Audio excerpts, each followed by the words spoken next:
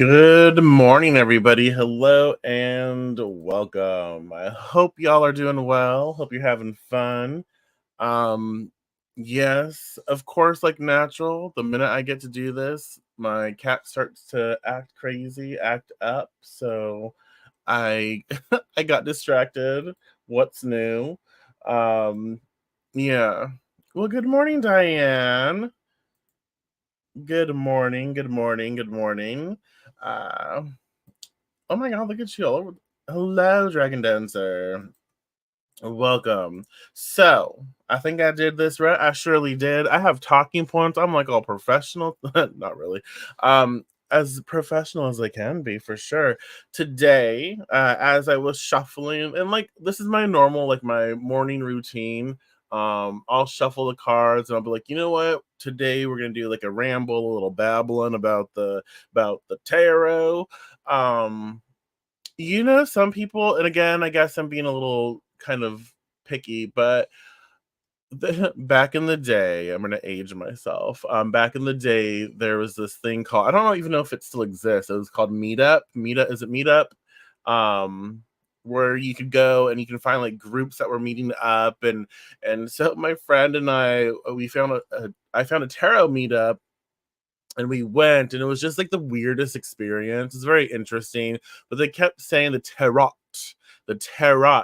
and I'm like, it's not rotted, it's not tarot. And so there was a couple that would say tarot, and then there was a couple that would say tarot, and I'm like, "Mm, you do you, honey, but if you keep saying tarot, this is gonna be um I don't know." But then there are people who like tarot, and it's not just tarot, it was tarot. Like, like you gotta row the boat. Like 5 minutes later, you're still saying row. And I'm not even exaggerating. I mean, maybe slightly, but that's how they would pronounce it. And again, I'm not making fun of people for pronouncing it, but it was like, okay, if you say tarot, that's fine, that's your thing. But like, why does it have to be tarot? Like, you know what I mean. You know what I mean. I hope you know what I mean. I mean, if you're blessed to be around my age or older, I'm sure you know. Um, anyways, yeah. Sorry, that just popped into my head. Good morning, Felicia. Good morning, Angie. Good to see y'all. Um, and I'm like, I don't like you can, but where did tarot come from? Uh, like it's not. I don't know. I don't know. I don't know. I don't know.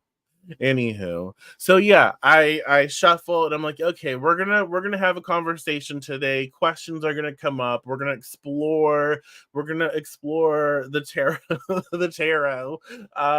We're going to do all the things that we do here: ramble, laugh, joke, um, talk nonsense. So what card wants to sit with us? What card wants to spill the tea with us? What card? And today, yet another major arcana card. Um, mhm, another major arcana card came up, and we have the Chariot. Hello, Chariot. Hello, friend. What should we discuss?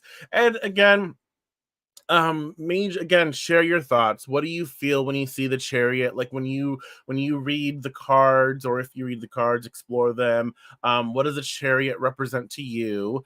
Feel free. This is our time together. We get to talk about whatever we want to because it's our time. Um, and so, major arcana card. And when I think of the majors, yes, big life events, big adventure, big, big, big, big, big, big, big. But I also, it's go time. Yeah, exactly. You remember, it's kind of like when the Power Rangers are like, they suit up. It reminds me of that. Um, or there was this old ass cartoon. It was called like the Gummy Bears or something. They would drink their juice and they would like bouncing around. I don't know if anyone here remembers that, but I don't know. We're gonna find out. We're gonna find out. But the majors, there's like higher octave of the cards. I find like to really understand them, it's kind of like, when you're in your best feeling mood, when you're on point, when your mind is working actually with you and not against you, I feel like those are majors. Like that major energy is when everything is in alignment. My mind is actually working with me and for me, and I have like a better perspective on the bigger picture of things. And so that's kind of like how I see the major cards. Um, and so with the chariot, there's always like movement, right? And if we think about it, in the sort of narrative arc of the tarot known as the Fool's Journey, did you say high octane? Sorry, I got. I mean, vroom vroom, vroom vroom. Yes, yeah, yes, yes. Oh my gosh, maybe the coffee is kicking in.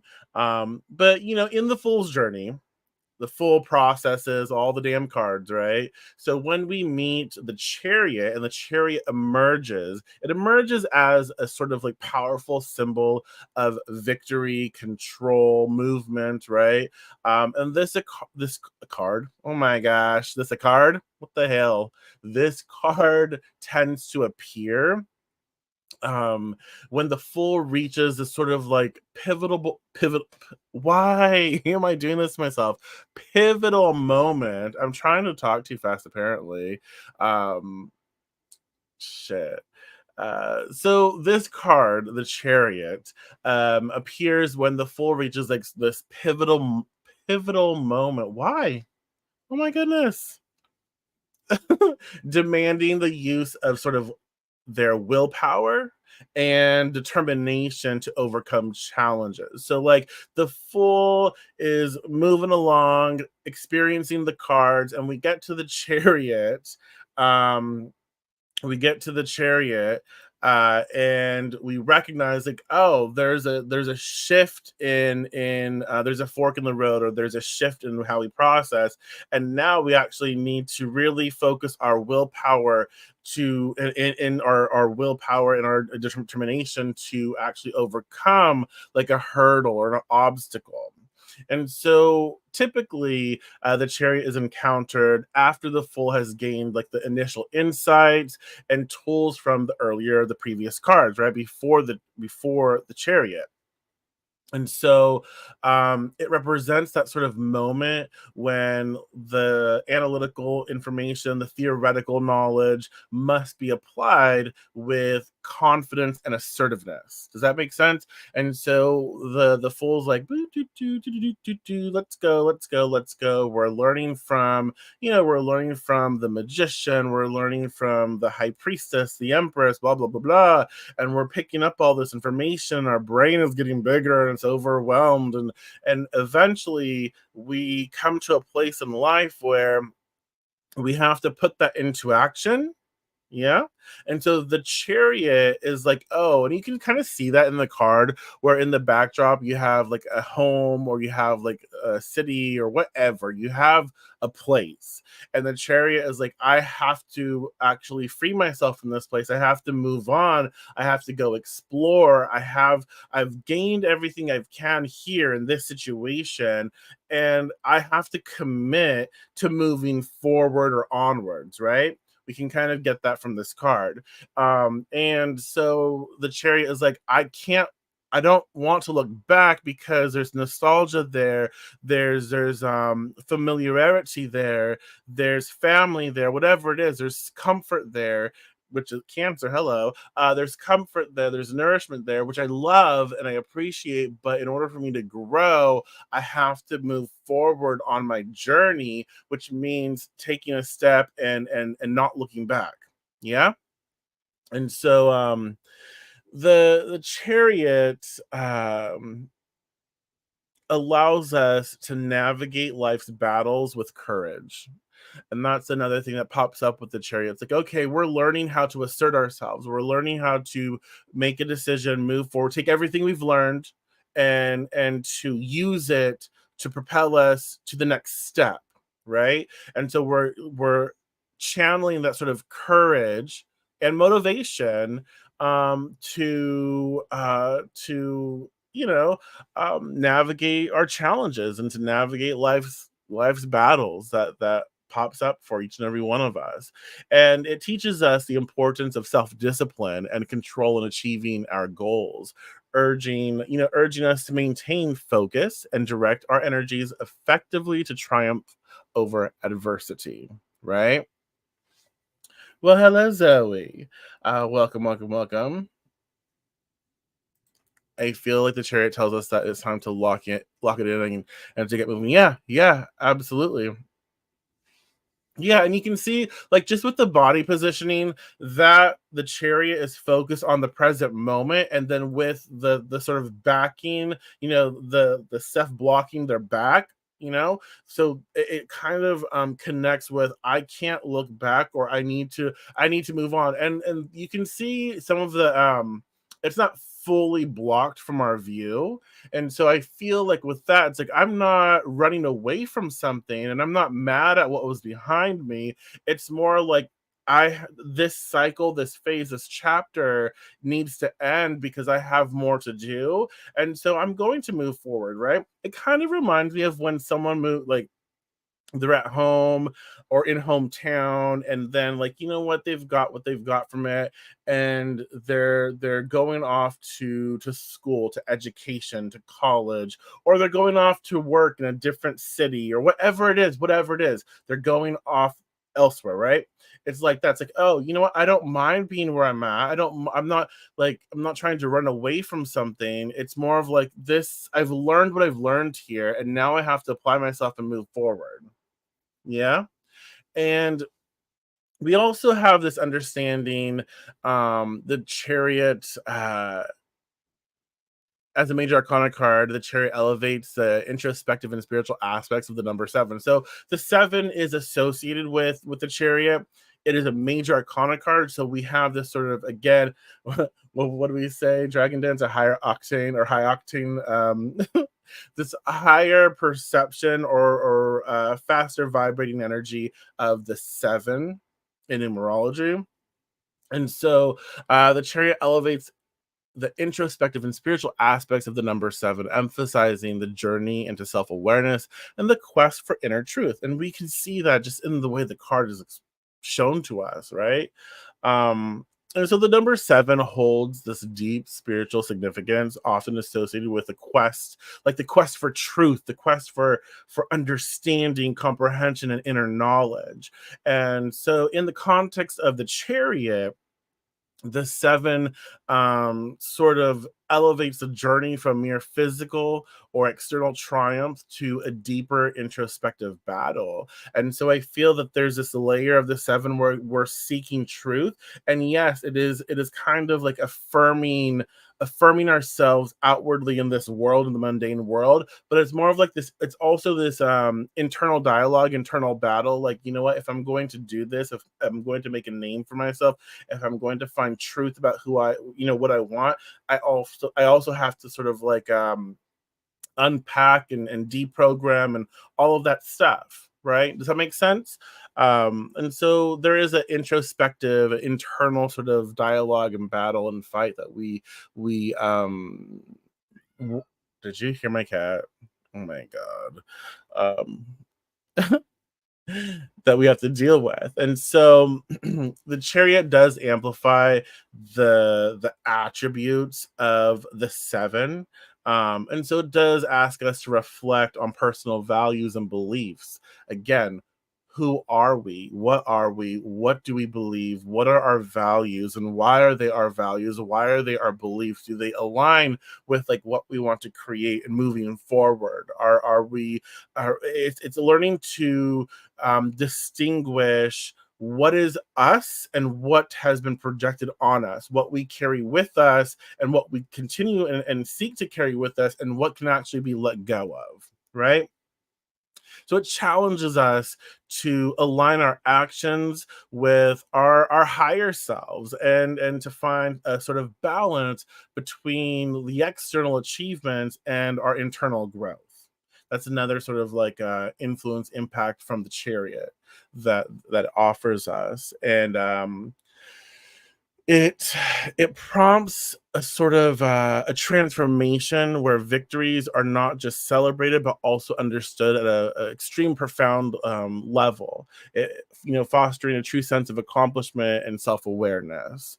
And so when the chariot appears, it puts us in a position where we can learn to comprehend that, hey, I did this work. And I think that's another great message from the chariot, because a lot of times when we make progress for ourselves, when we do the work, when we show up, when we achieve something, we don't really take full credit. We kind of deflect, right? We don't say, yeah, that was me, because we think we're boasting, or we think, and there's nothing wrong with being proud of ourselves. Like, I feel we need to learn to be more proud of our accomplishments. And so when the chariot pops up, it's like, look how far you have come. Look at who you are today. Look at where you are today. Be proud of that. Celebrate that. Understand that it is okay for you to be happy, and for you to know that you did this. Like, you achieved this. You succeeded here. And it is okay for you to acknowledge that, to claim it, to state it, right? Um, and so the seven does influence the chariot's understanding. Another thing associated with the chariot is Cancer, the astrological energy, the zodiac connection, Cancer, which I find fascinating, because the crab, it has like a hard exterior, but it's also like mushy inside. That sounds so gross. But it has like little pinchers, and like, you touch me, I'm gonna pinch you, I'm gonna get you. But also there's a sensitivity to it, and I feel like the chariot has that sort of like intuitive response where I'm protected, and I will protect myself, but I'm also like open to exploring my softer side, or my emotional side. And I like the fact that Cancer is associated with the chariot. Um, it's a cardinal sign, so it's initiating the again, I like that for the chariot, because the chariot is initiating the next step to move forward, or to disconnect from what was, so they can explore what will be, or what is the potential, right? And so Cancer, being a cardinal like water sign, it's adding that layer of initiation, taking charge. What water stuff, water element stuff, whatever we associate with water, like our emotions, nourishment, relationships, right? It's initiating our desire to explore what what's out there for us. And it definitely adds. Let me get a sip. What are your thoughts? What are your thoughts? What are your thoughts? Yeah, absolutely. Um, and so, Cancer can definitely add a layer of emotional intelligence to the card's martial prowess. So there's definitely an emotional intelligence, which we like. We like for the chariot, because you don't want to go out into the world, and into actually exploring from a very, very ignorant place, right? And I'm not saying, I don't use ignorant as bad or negative. It's just ignorant. A lot of us are ignorant in different ways, and that's okay until it's not okay, until we choose it, right? So I love the emotional intelligence that the chariot does offer from Cancer's influence. So Cancer's influence definitely brings a protective and nurturing energy to the chariot, sort of more assertive and aggressive qualities, more aggressive qualities. Um, which I guess, if Cancer is bringing their sort of like nurturing and protective energy to the aggressiveness of what the chariot can do, it would be assertive, right? We would be more assertive and not aggressive. And so it reminds us that strength is not only about exerting force, but also about defending what is most precious, our inner emotional worlds, and the people we love, right? The people we love. And so that's something else we think about when we think of Cancer, is the sort of protective and nurturing energy that comes in, and that's layered into it. And so we have to take action, but also maybe take action from the heart space, like be compassionate, be understanding, be kind, as we move forward. We don't have to allow people to walk all over us. That's not what this is about, but it is saying, being mindful of how we treat others moving forward before, and allow ourselves to have a softer approach, but not under the sort of like falsity or illusion of you can walk over me. No, it's like I'm kind, I'm nice, but I also can pinch you with my pinchers and I will chop your hands off. Anyways, so when we understand Cancer's sort of role in the Chariot, it does help us to harness our emotional strength to overcome challenges. It encourages us to use our intuition coupled with our intellect to make balanced decisions that lead to meaningful and sustainable victories. And so, yeah, that's a lot. That's a lot. I know I rambled. So what are your thoughts as we tie this up? What are your last minute thoughts, questions, or concerns about the Chariot? I find it a really rewarding card because it's also it reminds me of like the excitement for adventure, where ooh, something new, something potentially new is about to happen. We want to, maybe there's something we want to like take the next step, and the Chariot is like, look, balance how you feel about this with what you think and what you know, and find the solutions somewhere in the middle.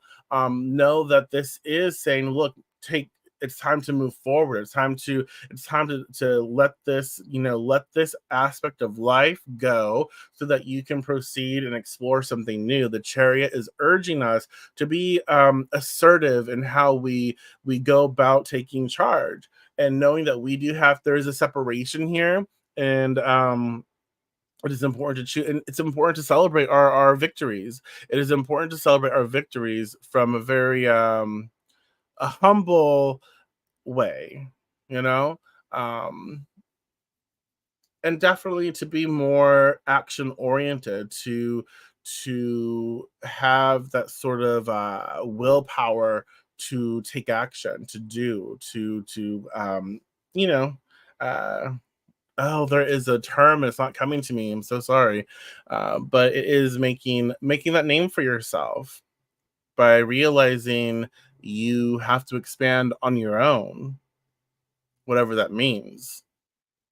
So, with that being said, y'all, thank you so much for being here. I do appreciate each and every one of you. I try to do this Monday through Friday. Tomorrow, I'm I don't know. We might miss tomorrow because we have to go run errands, and I believe that we have to be somewhere.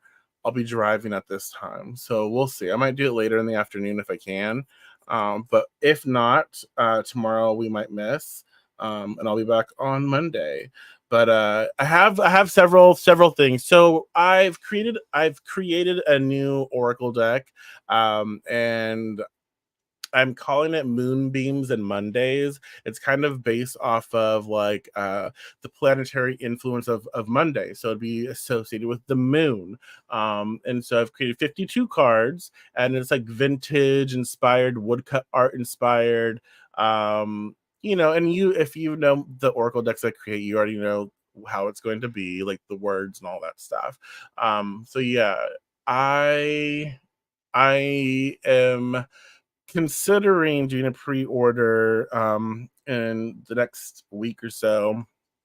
But if it's something that you might be interested in, it will be price range most likely is going to be like 75, 77 plus shipping. So yeah, let me know. Like, message me and tell me if you're interested. I have to. I'm yeah. I'm trying. I'm still working the kinks out with that. But yeah, let me know if you're interested. In that. Yeah, I already said 52 cards, but it's gonna be fun, and I can show you. I've posted pictures of some of the cards. I'm also doing a free giveaway. If you sign up to my newsletter, basically sign up for the free tier on Patreon. Again, free tier. You don't have to pay for anything. It just helps me, keep in contact with everyone. If you sign up for the free tier on Patreon, everyone this month will get entered into a giveaway, which I will do the first of next month. For I have three oils: a warding oil, Infernal Guardian oil, and Amore oil, love oil, and three poppets, like three sort of like familiar spirit type of energies to go with each oil. And one person will win. So definitely do that. Uh, yeah, like message me and I'll. No, it's not true. Uh, or you can find me on Facebook, and I think my post is public. You can see some of the pictures. It's not true. You do not have to. You do not have to have a deck give. It's nice. I mean, y'all want to give me a deck? Let's go. But no, you do not have to. If I waited to start reading, right? Exactly. Oh my god, that picture is hilarious. If some people are very set in their some people are very set in their superstitions, right? But like you do not have to have a deck gifted to you. If I waited for a deck, right, to be gifted to me, I'd probably still be waiting. I started reading the cards at 10. I bought my own deck. I was gifted a deck not long after, but I bought my own deck, and never looked back. I love the tarot, as you can see. I love the tarot. Yeah, like or send me a message and I'll get you some of the pictures, or I'll post them later on. But yeah, just to remind me, just send me a message because I'm like doing all the things, and so sometimes I just forget. And so yeah, I will probably be releasing that. I have this. I'm going to tell you all because I just have to talk about it because I'm like really inspired by it. I had this idea when we were doing one of these videos. We were doing one of these videos, and I had this idea, like, you know what? I love astrology. I love the planetary days because I've been doing, like, devotionals and such for the planetary ruler of that day. So like Monday Moon, Tuesday Mars, Wednesday Mercury, and so forth. Wouldn't it be pretty cool wouldn't it be pretty cool if I just did a sort of like oracle deck that was associated with that planetary influence of that sort of day? So I would have like seven decks in full. Like I would have my Monday deck, which is associated with the moon and moon type vibes, and then I would have my Tuesday deck, which would be associated with Mars and Mars type vibes, and then I'd have my Wednesday deck, and so yeah, I've been working on that for a minute. I've been working on that. That's how my mind works. Like I get these ideas, and then boom, I have to start somewhere. Whether it works out or not, that's a different thing. But like, yeah, let me see if you are with me right now. Let me see if I can bring up. I'm not going to show you. Hold on. Let me see if I can bring up some of these cards. Um, I don't know if this is gonna work, but we can try. Yeah, I thought it was that. I mean, thank you. I thought it was interesting because I already work like I love reading. I love reading cards. Um, no, I need to share screen. I hope I don't mess this up. Uh, window. This. Boom. Okay, there you go. You can kind of see it. So I that's how just how I already work with the planetary days influences, yada yada yada, and I'm like, wow, this would work out for me. At least at the end of the day, if I this is an act of devotion to that planetary influence, to that deity, that concept, yada yada yada. And so it would be great. And so, yeah. Anyways, so this is my like Monday vibe. And you can kind of get a feel. And I've put like I'm gonna write, I'll probably do a workshop on it as well. I'll write information for y'all to like, I can't talk. Oh my gosh. But what I'm trying to say is I will probably write more information about the card. How I do Oracle, and it's not me being lazy, but like I feel everyone should connect with a card in their own. And so if I tell you exactly what this means, I feel at times that can really hold you back. And so, but with this, I've tried to put like a little cutesy rhythmic you know, quote here to give you an idea or somewhere to start with, of how the card, what the card is, right? Stormy her, and each card will have like so this is the moon deck. So like a moon challenge card and a moon blessing card. Like in astrology, it's like when something is afflicted or if something is blessed or really, really good, you have that. So you have like the sort of like the challenging aspect to what that planet is. And then you have the sort of like the blessing, like when it's in good standing, this is what it represents. So I have cards that two cards that will be very similar in each deck, which will be a challenging and a blessing. So like when this comes up in a reading, this is what this card represents. So, oh, the moon vibe is being challenged, or the moon vibe is being elevated and blessed. So just a few. This one's colorful. See, colorful sunset, hilarious. Uh, oh my gosh! But yeah, you can get a look at a few of these cards. Uh, yeah. So let me do that. Stop that. That's a peek of what I'm putting together.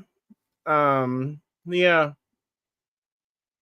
Anyways, I'm rambling, and I'm thinking, but I've also decided like each deck is going to have a different sort of artistic influence. So obviously with the moon, this one was more everything. I'm just really feeling vintage lately, so everything's going to have like a vintage flair maybe. But each deck is going to have like a different artistic value. So like with the Mars deck, I believe that I'm going to do Art Deco influence for that, for Mars. And then like my Mercury deck, I'm thinking actually I've written out possible like um classical Art Nouveau and and something else. I can't tell you all my secrets.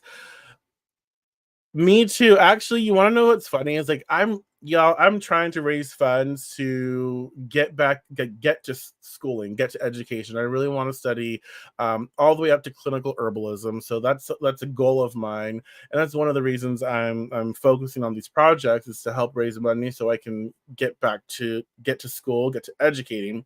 And I had this thought. I was initially going to start creating a plant-based oracle deck for that. Like, you know what, I know like the magical aspects of plants. I can create an oracle deck based off of that, and it just didn't feel right. Um so I was like, you know what, no, I'm really working, and I've worked with planetary influences a lot. I know this, and this makes sense. So instead of creating a plant-based oracle, herbal based, yada yada yada. I decided not to, and I'm like, wait until you actually get that education of the other. So not just the magical education that you have, but the mundane, the scientific, the all of that, the logical, right? That information. Wait till you actually can afford to invest into training, into your schooling, and get that, and then apply both into something that you create. So, yes, you should. If you want to do it, you should absolutely do it. Um, make a plant-based oracle. It's definitely on my agenda for some time in the future, which is not going to be anytime soon, most likely, because I want that education first. I want to be able to afford that, learn, educate, and then share with y'all what I learned. So, anyways, thank you so much for listening to me ramble. But Dragon Dancer, you have that education, you have that desire. I say go for it. Make it happen. Make it happen. um yes, thank you for letting me ramble on. And again, if you are interested in this deck, this moon deck, again, I don't shy away from talking about money, because why? It will most likely be around 75, 77 plus discounted shipping. So probably like $3 for shipping. um in the US, I apologize. So if you're interested, this would be a pre-order. I've already checked, like I've ordered my copy to go over, because the deck is finished. I just ordered my copy, and my copy won't be here until like July. It's a long process. And so like I will have to do pre-orders, because then I order, and then they put it in queue to process, and then they make it, and they ship to me.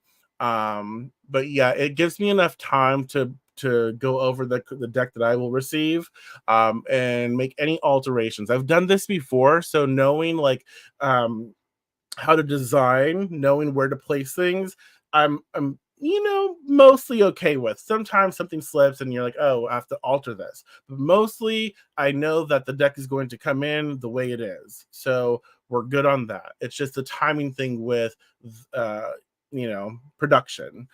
So yeah, just message me, let me know you're interested, and we'll take it from there. I am going to go. I might talk to y'all tomorrow. If not, enjoy your Friday, enjoy your weekend, enjoy the rest of your Thursday, and I will talk to you on Monday if I don't make it here tomorrow because of errands. Yeah, thank you. I'm a rambler. Oh my God. Okay, bye.